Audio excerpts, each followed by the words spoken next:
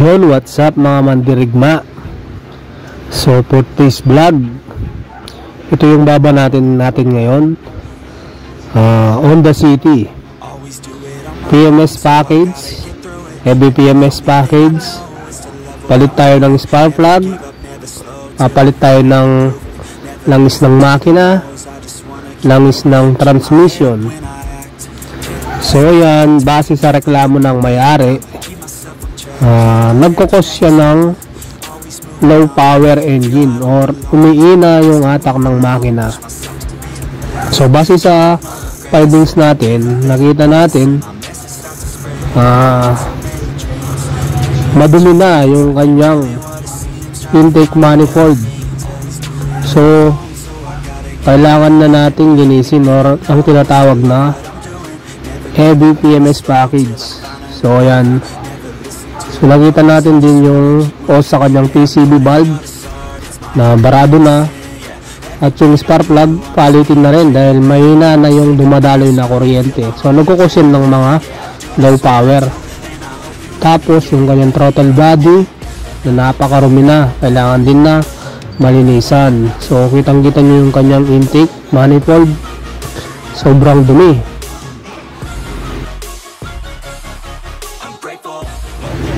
So yan, baklasin natin yung mga gulong dahil kasama yan sa PMS package. Lilinisin natin yung mga preno, lahat ng mga preno nya. So yan, natanggalin natin lahat ng mga pyesa na lilinisan natin. So pakita natin yan yung mga pyesa, yung iba sira na, so pinalitan din natin yung mga ibang pyesa. So ready for cleaning na tayo mga mandirigma. Lilinisan natin yung kanyang intake manifold, throttle body, yung kanyang VTEC solenoid, tapos yung kanyang intake. Lilinisin natin ng diesel at gasolina.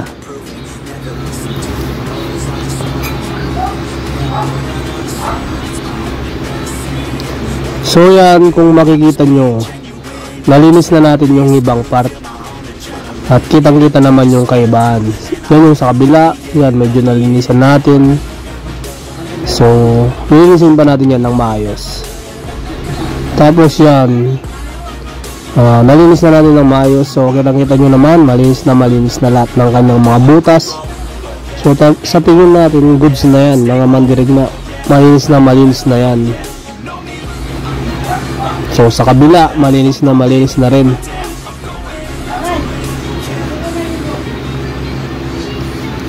So yan yung mga pyesa na nalinis na natin lahat.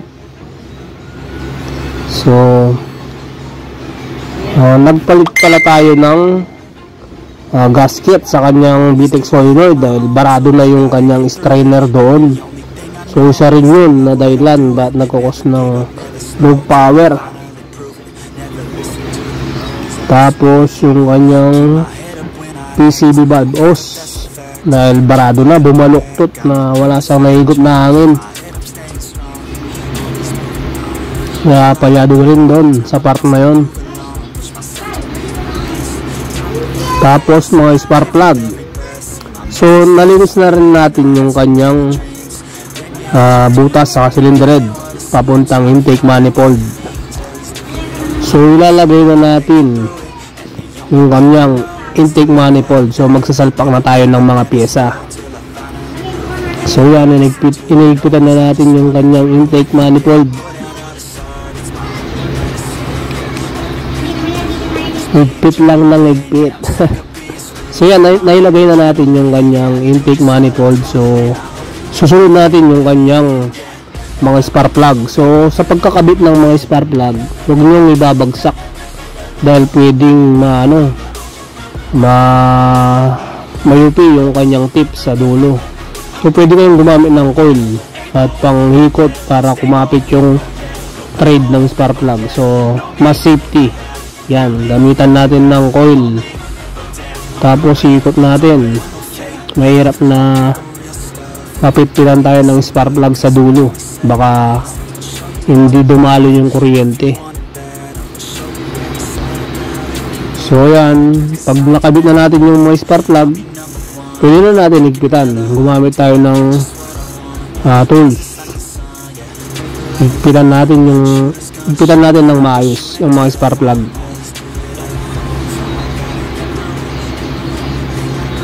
So pagkahigpit ng mga spark plug, ilagay na natin yung mga coil. So yan, wala na akong problema yan kung magkakapalit, basta pare-pares lang ng laki o aba. Kasi yung ibang makina hindi pare-parehas yung mga coil niya, na may mahaba, may maiksi. Pero kung pare-pareho, okay lang na magkabali-baliktad yan. So yan, lagay na natin lahat ng kanyang ignition coil. Tapos ilagay natin yung kanyang mga socket.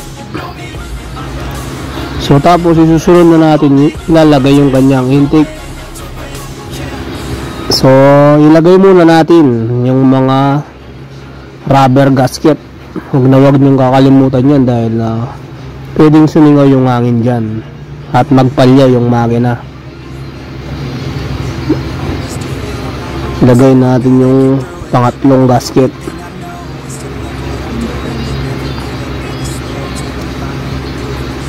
So kung bago, pwede tayong gumamit ng, kung luma yung mga gasket, pwede tayong gumamit ng silicone. Pero kung mga bago naman, kahit hindi na tayo maglagay ng silicone. So yan, ilagay lang natin itapat lang natin yung dowel pin nya para magsentro, para maayos yung pagkakalagay ng intake. Tapos lagay na natin yung mga tornilyo.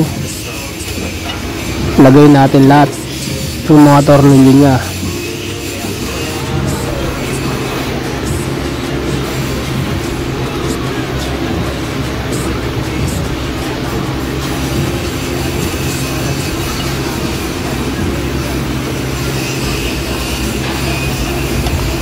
Tapos higpitan na natin yung mga tornilyo.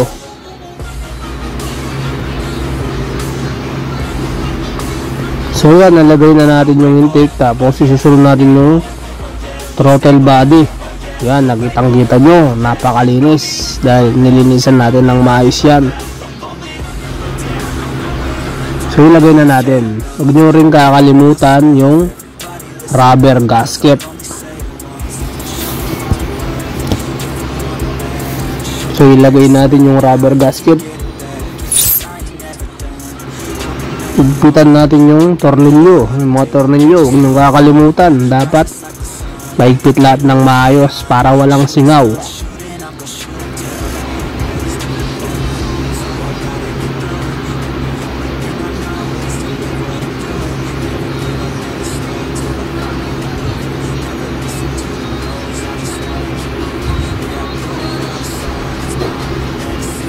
So higpitan natin ng maayos yung mga tornilyo.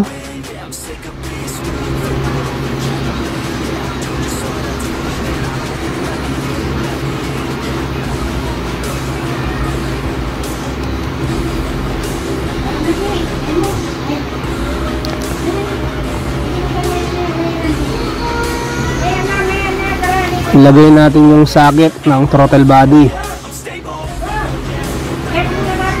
Tapos ilagay natin yung mga socket tsaka mga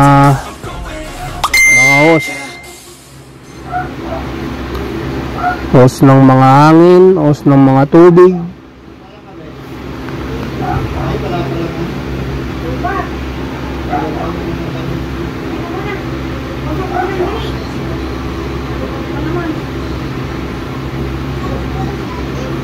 So ilagay na rin natin yung kanyang VTEC solenoid. So kitang-kita nyo, pinalitan natin yung kanyang strainer tsaka yung gasket.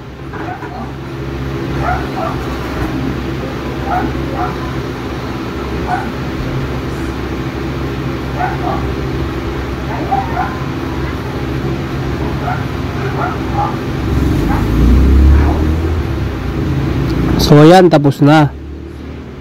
Kulang na lang is langis ng transmission. So ilagay na natin. Tapos ilagay na rin natin yung langis ng makina. So yan, nailagay na natin lahat ng langis ng makina.